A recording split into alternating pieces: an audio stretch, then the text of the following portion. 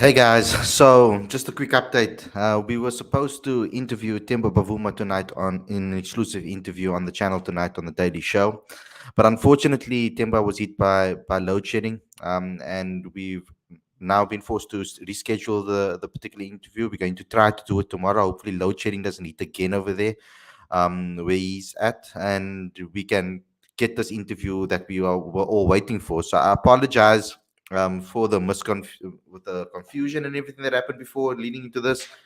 And we had to quickly, obviously, change the topic and speak about another very important thing, which I was going to talk about tomorrow. But let's do that show tonight. So bear with me, guys. If I do make any slip ups or mistakes, I had to really get together and put something proper together because I want to do this particular show justice. I want to talk about the Proteas Women's Tour to Ireland and the players that are in this tour, etc., and who are going to be important in this particular tour going forward, what we expect. And we'll talk about. I'll read a little parts of the press release as well for you guys, and we'll get some guys on the show as well. But before we get going, before we get started, please click subscribe, click that notification bell for all future videos. That's how you'll get notified with all updates that we have.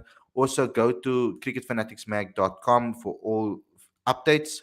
That's where you'll find all updates on anything, news related stories, features, whatever the case may be. Go to cricketfanatics.com regularly, every single day if you can, guys.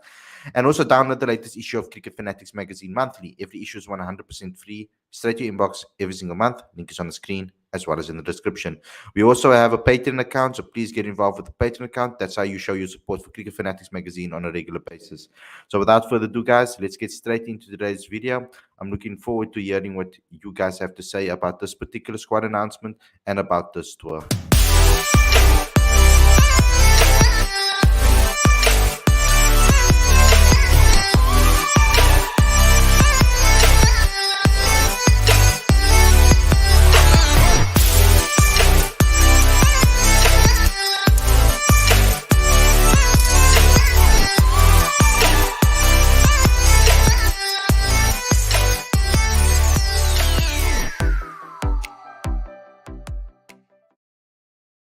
A very good evening and welcome to Cricket Fanatics Magazine. This is your daily show. I'm your host, Khalid, and this is the show where we talk about all the major talking points in South African cricket. Like I said before, the reason why we switched the topic for tonight is because initially we were going to do an exclusive interview with Temba Bavuma, but he was hit with load shedding. So we've had to reschedule this we're trying again for tomorrow evening. So far, it's penciled in for tomorrow evening. Hopefully, it doesn't get more load shedding tomorrow. So let's just keep that, and please bring the troops for tomorrow's interview. Come bring your questions as well, but please be respectful. I'm gonna ask because we often don't get to interview Proteas players, especially someone as highly respected like Temba Bavuma live on a show. So please be respectful as a fan base. I just have to ask that as well. But let me first get into today's show, which is about the Proteas Women's Tour to Ireland. There was a press release that was released earlier today. Cricket South Africa announced 15-player squad that will tour Ireland for a one-day international and T20 international series between the 3rd and the 17th of June in the city of Dublin. In what will be the Proteas' first round of fixtures since the semi-final exit in the 2022 ICC Women's Cricket World Cup in New Zealand, Dalmi Tucker is handed her first ever call-up, while there are also a total of 5 changes to the World Cup, playing 15. Tucker, who is batting all-rounder for the six-gun Grill Western Province, has been awarded for her success during the provincial season, having notched up a 409 runs with a bat in white ball cricket, as well as over 15 wickets with a right arm off spin. The 24-year-old also impressed in appearances for the SA emerging side during last year's tours against their Zimbabwe and Thailand counterparts. Amongst the quintuple changes to wicketkeeper batter Sanalo Jafta, all-rounder Marazan Cup, and 2021's ICC Women's ODI Cricket of the Year, Lazal Lee, miss out as they recuperate from respiratory illnesses. There is quite a lot of that going around currently, guys, so please be safe. Experienced seamer Masabata Class is also ruled out due to right shoulder injury, while Mignon Dupree, who recently retired from ODI and Test cricket, is also left out. The incoming players include all three of the World Cup traveling reserves in spinner Reziba Nzokake, no, sorry, Tozake, sorry, bowling all-rounder Nadine de Klerk, and top order batter Antti Stein. Meanwhile, Annika Bosch, who was as a late change to the New Zealand travelling party because of fractured right thumb, also returns. Unfortunately, Dana Fenike is still out. Returned individual training this month, is also unavailable for selection as she continues her rehabilitation from a left ankle fracture. So all-rounders Sunay Lewis and Chloe Tryon are set to lead an exciting squad that includes the experienced Shabnam Ismail, Laura Wolfart, Ayabonga Kaka, and Trisha Chetty. So that's good to see. Tasman Prince and Laba have also been included in the squad, with Lara Goodall and Tumi Sukakune also set to build on their positive experience at the 50 over World Cup. So that's interesting to see, guys. I'm going to show you the squad when I bring on the other two panelists to come and chat with me. But what I want to show you is just the quick itinerary so you guys know the T20 International Series starts on the 3rd of June with the first T20I. Then 6th of June is the second. 8th of June is the third. And all of them will start 4:30 local time, which is 5:30 South African Standard Time. Then in the one-day internationals, the first one will be 11th June, second 14th June, and of course, we have Friday, 17th June will be the third one. And all will be 10:45 local time, which is 11:45 South African Standard Time. So that's the quick update of everything that happened, with me also botching a couple of names as well. But let me get the guys on the panel as well quickly for you. Here's Aticha with us and Werner's with us. How are you guys doing? I know we were all looking forward to obviously chatting to Temba, but this is an excellent piece of news that is coming our way, and I think it was definitely worthy of having a show about it, because I think that South African women's squad, or the South African women's team, are in quite an interesting period in their structure at the moment. There's a couple of guys or a couple of players that have now um, are getting towards, you could say, towards the end of their careers, but we don't know how long it's going to take for them to get there. Some of them might play till way older than others. We've seen this happen before.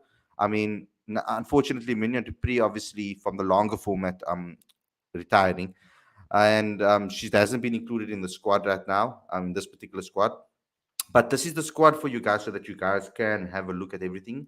We've got Annika Boss as a batter, of course, Tasman Brits, Trisha Chetty, Laura Goodall, Andri Stein, Laura Volfart. Then as all-rounders, we've got Nadine de Klerk, Sunay Lewis as captain, Chloe Tryon as vice-captain, Dalmi Tucker, and then Shabnam Ishmael, Ayabonga Kaka, Tumi Sukakune as the seamers, and then spinners in Mlaba and Sozaki. So that's very important that we've got that all on the screen. Thoughts first and foremost about the squad. I mean, this is an opportunity for some fringe players to step up. You can start with Aditya and then go to Werner. Yeah, I suppose so. It's a good way to start after their exit from World Cup earlier this year, and uh, I think that's how the rebuilding process should go, right? Where you have some of your senior players rest, early on, and I guess some of it is obviously forced, is a forced break because of illness, and yeah, I think it's a good opportunity for players to come in and show their mettle, and I suppose form the sort of bench strength that they need to go into the next World Cup. Mm-hmm. And Werner, I mean, it's quite a balanced squad. We can see a complete contrast to a South African men's side with regards to the amount of all-rounders that are available to the South African women's side. What is your thoughts on the balance of this particular squad? I'll put it on the screen for you once again. Yeah, the balance is looking pretty good. I like all the all-rounders. Chloe Tryon has shown some good form. I do rate Nadine de Klerk as well. I love her all-round game. Good to see Annika Bosch back. Andri Stein. Well, a few of the players who were in the reserves.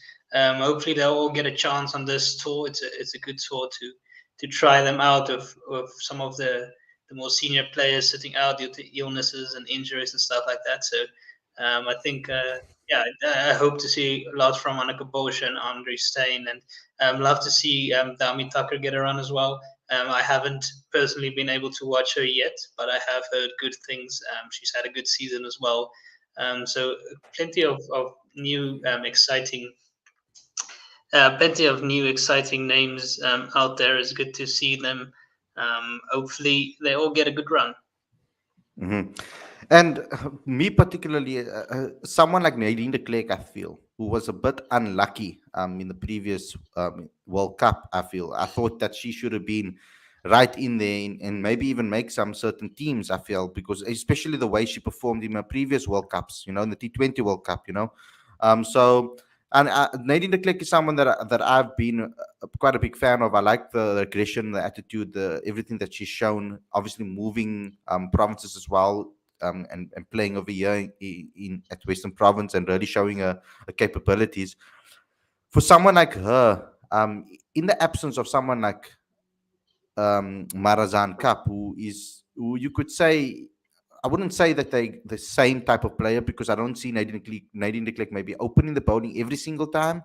But I mean, in the future, I mean that's the type of role that we could expect Nadine de Klerk to maybe take in the side. What's your thoughts on Nadine so far? Just as one of the, it's good to see her like obviously probably get an opportunity in this tour and a long one we hope. Yeah, as I said, I enjoy her all-round game. I watched her a lot at the T20 World Cup a couple of years ago, and I really enjoyed the way she goes about it. She's a real competitor.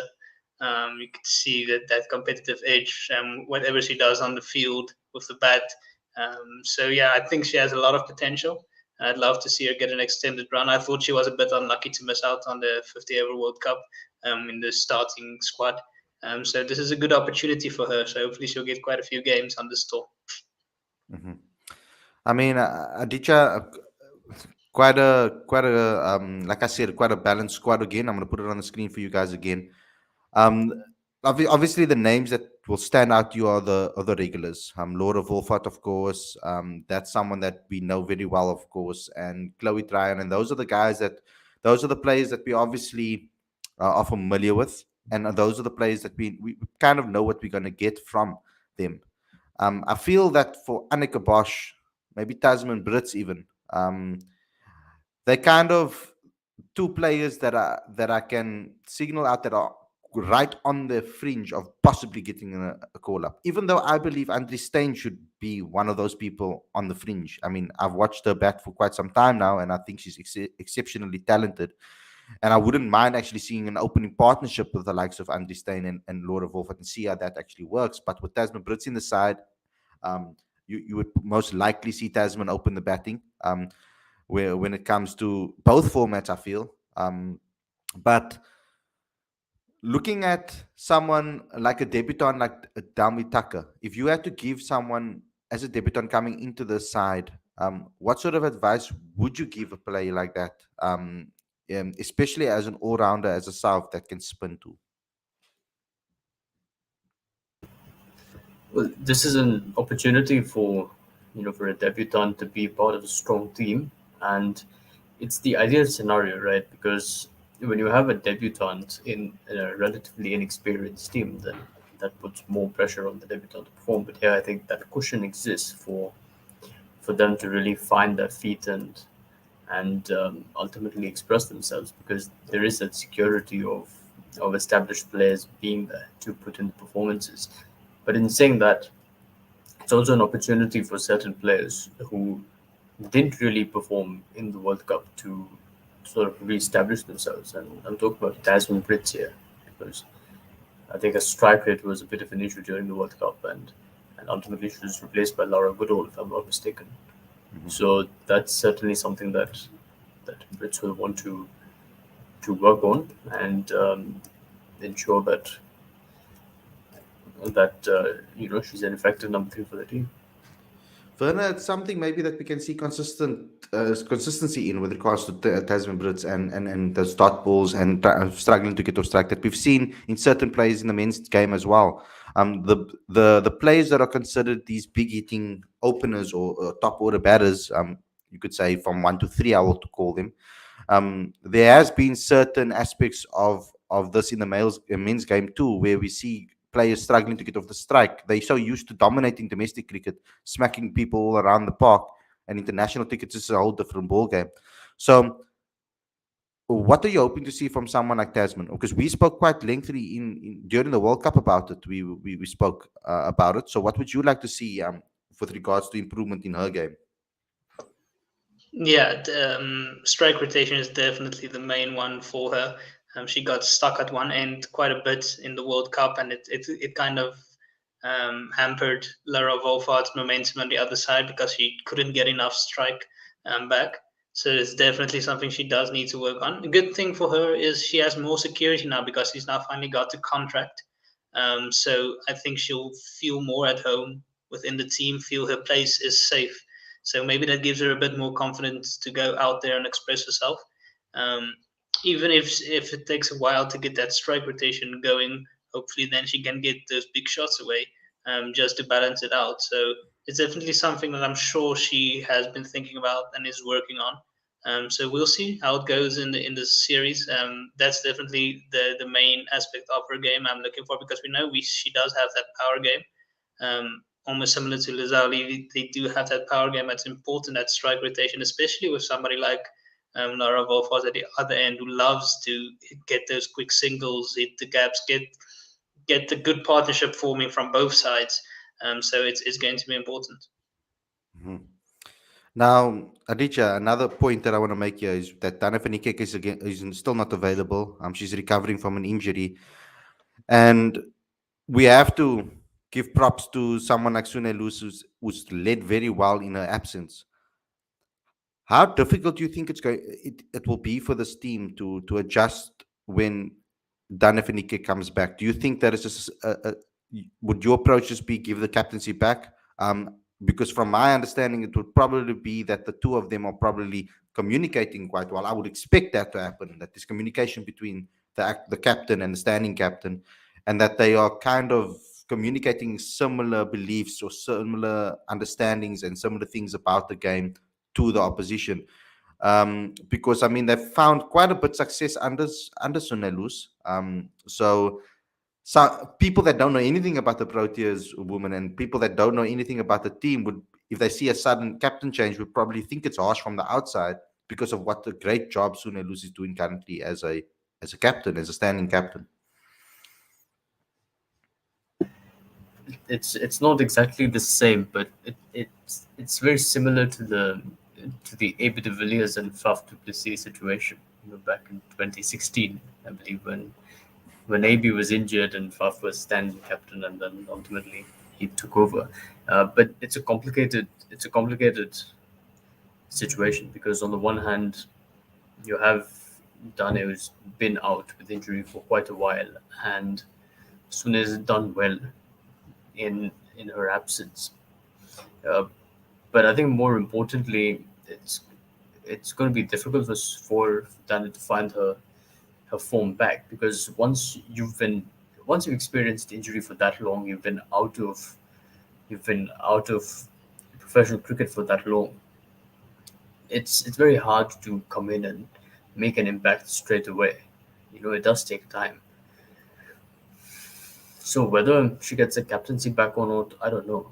Um, that's probably a conversation for Sune and Dane to have, and the team management as well, because if Dane is struggling to come back to international cricket, then I don't know if it's the right move to burden over the captaincy as well. So Hmm.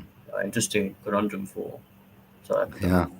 And I mean, we obviously play with fire here. Even talking about this as a thing, as a possibility. Even, I mean, in my eyes, I mean, Dane's been such an amazing captain, and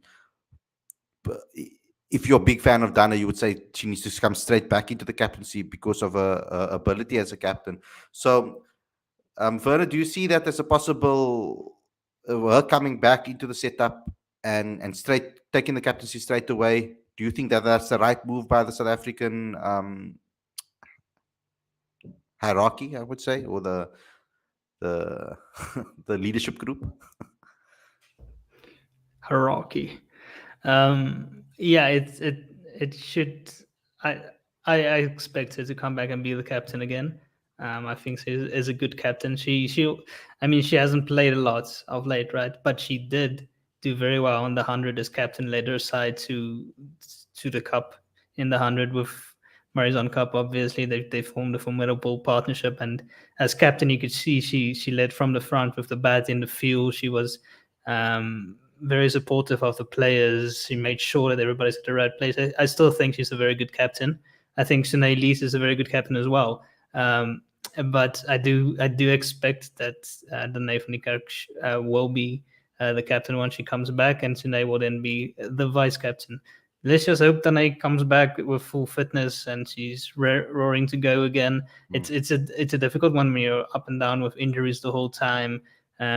She needs some match practice ahead of the when's the T20 World Cup. But it's going to be important for her to come back and hit the ground running. So hopefully she comes back well. And the Proteas women have that luxury at least to see what the future is. You know, at least we know if Dana is not available, who's our captain, and that she can do a great job. She's done like very often have interim captains actually experience the pressures that Sune has experienced as a interim captain. You would say like a World Cup is a massive thing to go to and to Yeah.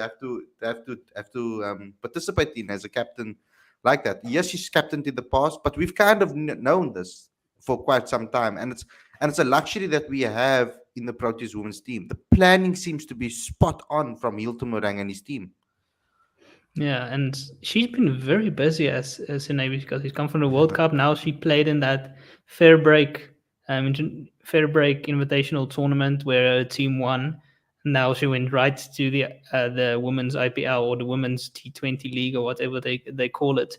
She's played today for the Supernovas. So if her team plays in the final, well, it will be the 28th, and then the third they're playing Ireland already, and she's captain. So it's quite a hectic schedule for her, traveling across the world, and but it's probably good for her. It's good experience, exposure. It's good to see the women's game really growing.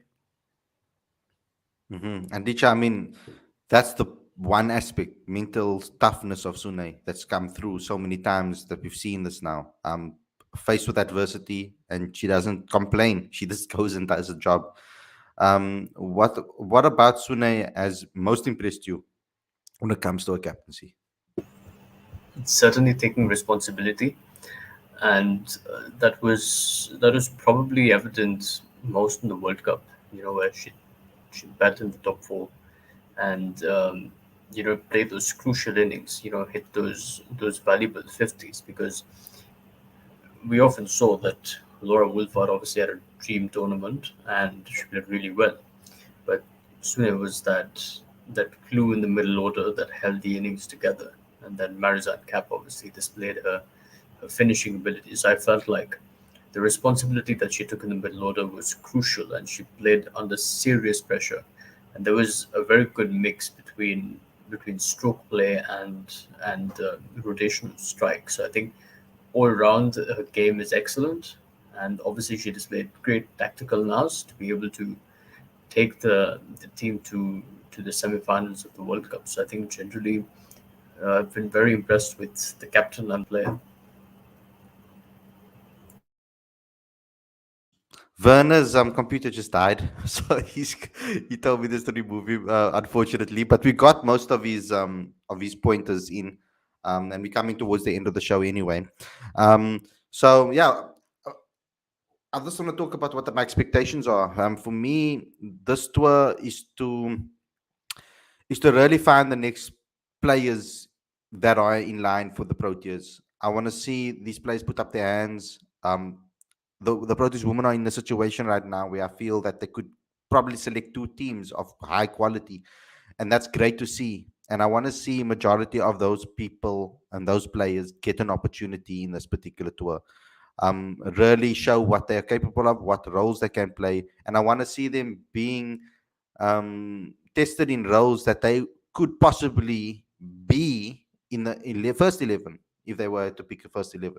Like, for example, I would like to see Annika and Andri Stein in positions that Hilton and the team see her as in the first team arena. I mean, Lazelle Lee was really struggling in the World Cup. She's really struggled to get runs, and we were maybe talking about we were saying, you know what, there is an opener sitting on the bench there that really has the potential to be the next opener for South Africa and has a very good relationship with someone like Laura Wolfart. Now, I'm talking from experience because I've seen her play on many occasions locally as well. So I've seen her technique and I see her attitude and how much she loves to win. And for me, that is a trait that some people just have inherently in them. Not everybody has it. Some people have it. We expect every single sports player or sportswoman to have it. But that is not necessarily always the case. They might not have that obsession with winning. And for me personally, when I've watched Andri Stein and the attention to detail and her attitude has always been in the right direction, and she's always been a perfectionist when it comes to her own stuff. She's actually critical of her own ability. And I've put up in interviews. I put up many times. I've explained it first, so you don't have to explain why.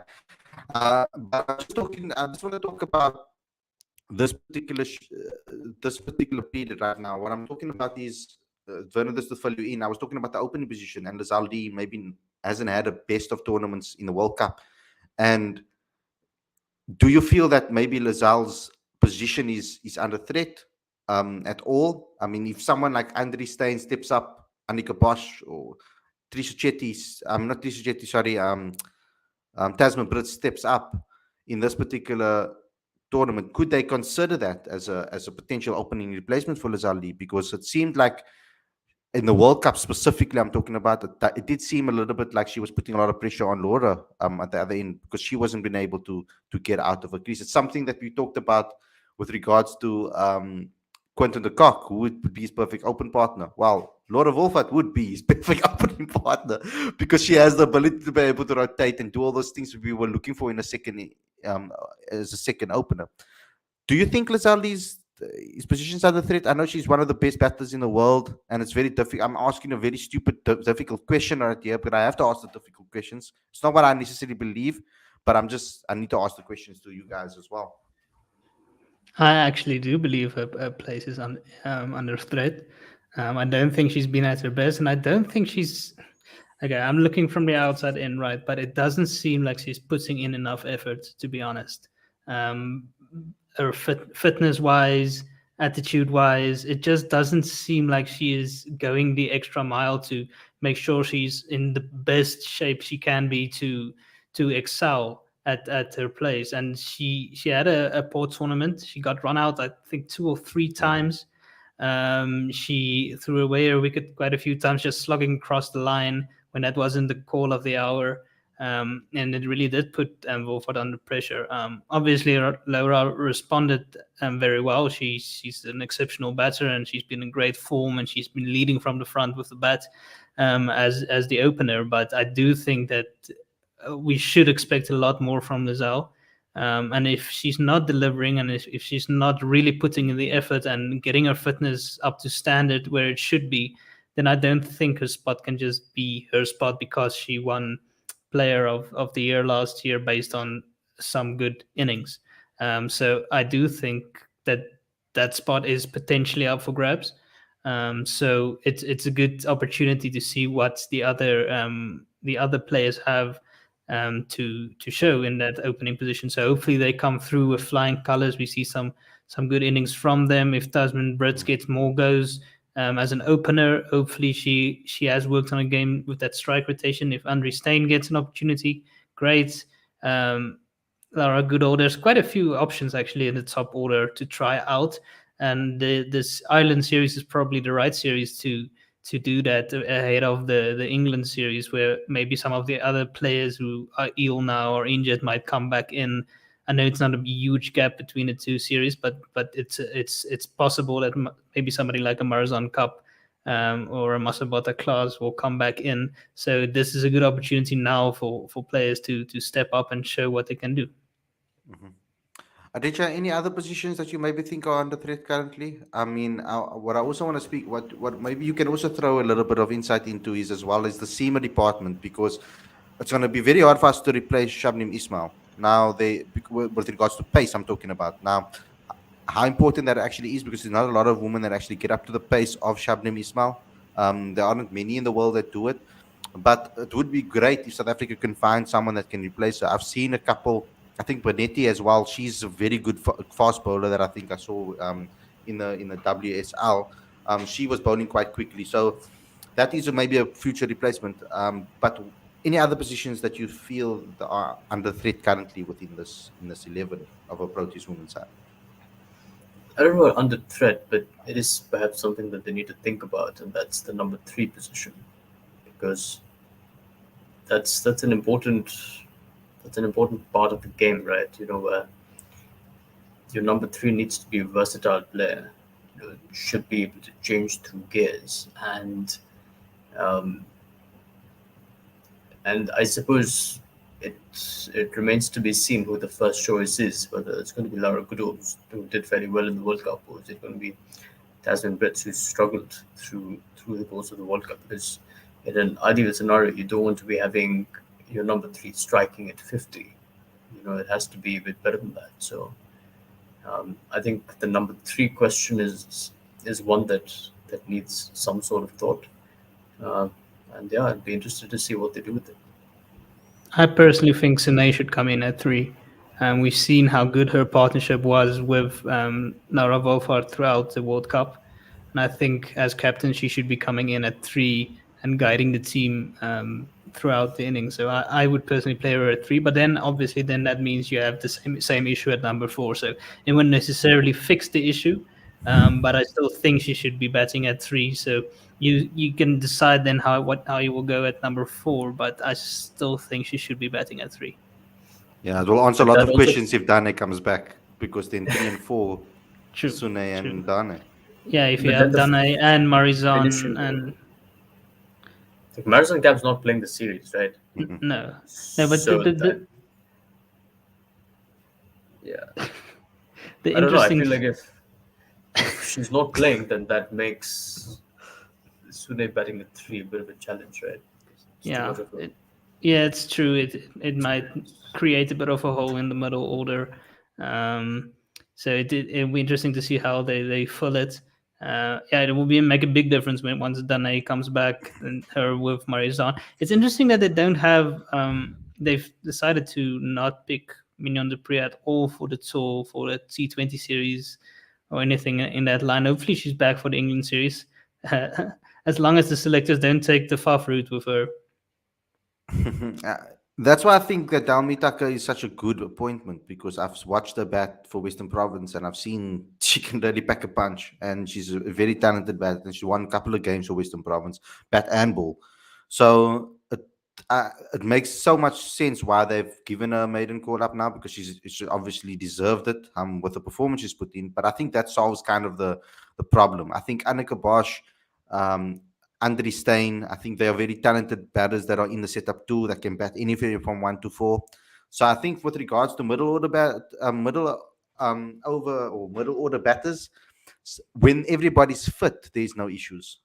But currently with Tane out and so many injuries happening and those type of things, it does cause a little bit of issues going forward, because we've been so reliant on Dane and to be in this team over the years. She would barely used to get injured, and then all of a sudden she got very unlucky over a short period of time with a couple of injuries that really put her back. And unfortunate, some of them are not even her fault. Like the last one was like a freak accident. So like, and it was probably one of her worst injuries, which is really, really unfortunate. But yeah, I think I'm very impressed with the squad. Any final words you want to say before this tour? We can go Aticha and then we can go Werner. Guess the rebuilding process starts now, and this is a stepping stone for the squad that will ultimately be ready for the next couple of World Cups, I'd imagine. So I think every player that gets an opportunity in this series should be very excited. Yeah, it should be a good one, good opportunity for quite a few players. Looking forward to it. Hopefully they do make that step up and make themselves counted for. So when those players that do come back, that we expect to come back, won't have it that easy to fall back in. It's always good to have competition for spots. That means your bench strength is good. So when you do have injuries, when a World Cup comes around, you do know you have the right players to fill in for each slot, right? So you don't have a number 6 batter coming in and you're asking that person to come in at number 3. So it's important to have a like for like backups in form. So yeah, so hopefully that we can learn that from this tour. And also, I want to make another point about Sune and the captaincy. It's that the fact that you have such a good backup captain. I mean, Dani doesn't even have to take the captaincy immediately. She can first ease herself into form again, and then take the captaincy and take that responsibility back again. It's lucky that she has someone that can actually step in a place, and she knows it's been foolproof. So yeah, that's just my final thoughts about this. Guys, thanks a lot for tuning in. Werner, thank you for coming on the last minute, because we let you know about the show very late, obviously because we unforeseen circumstances with Temba Bavuma's interview. So Ditya, thank you a lot to you too for coming on the show as well, to all the fans that have tuned in. I hope you guys enjoyed this episode. Don't forget to subscribe, click that notification bell for all future videos. Don't forget to smash the like button, comment, and share with all your friends and family, but also become a part of this family and download the latest issue of Cricket Fanatics Magazine monthly. The link is on the screen as well as in the description, as well as becoming a patron today. Link is on the screen as well as in the description. Thanks a lot for watching, everybody, and we'll see you guys again tomorrow. Hopefully, we will bring you that exclusive interview with Temba. It will happen, guys. We will get it to you, whether will be live on the Daily Show, whether it will be live just anytime during the day. We will let you know. Just stay tuned. Follow us on all social media platforms. We want to get this one over the line, so please stay tuned. Take care, everybody, and enjoy Eskom. the rest of your evening. Eskom. Peace, guys.